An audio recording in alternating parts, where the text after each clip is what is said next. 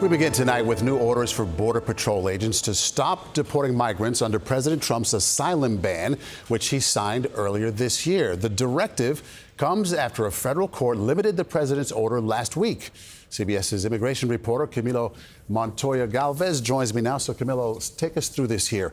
Explain the country's asylum policy and what the court order on Friday said. Sure. Well, Maurice, U.S. asylum law going back to 1980 gives migrants physically on American soil the right to request humanitarian protection, even if they enter the country illegally.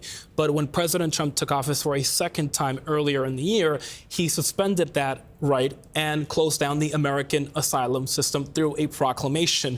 And that policy allowed border officials to just turn people away to Mexico or to their home countries without allowing them to request asylum on the grounds that the country was facing an invasion, according to the president, under the Biden administration. But now a federal court has said, Maurice, that this proclamation cannot completely disregard and ignore U.S. legal obligations to protect people fleeing persecution under domestic and international law. And so now we are told that Customs and Border Protection officials have been ordered to halt deportations specifically under this policy. Impressive you can remember that level of detail, I got to tell you. But at the same time here, people still seeking asylum can still be deported. Is that not true? Yes, and that is a really important point to underscore.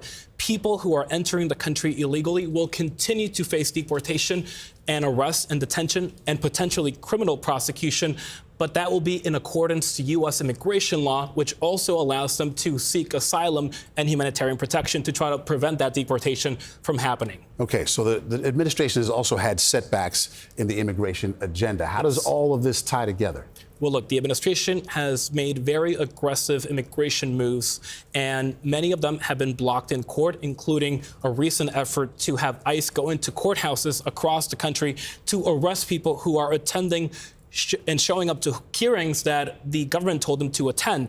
But they have also been given some legal victories, including by the Supreme Court, which has been very deferential to the administration on this issue and has allowed them, for example, to end the humanitarian protections of hundreds of thousands of people from Venezuela. But there have been some significant setbacks, including on those courthouse arrest policies. This is by no means over. Camilo, No. Thank you so much.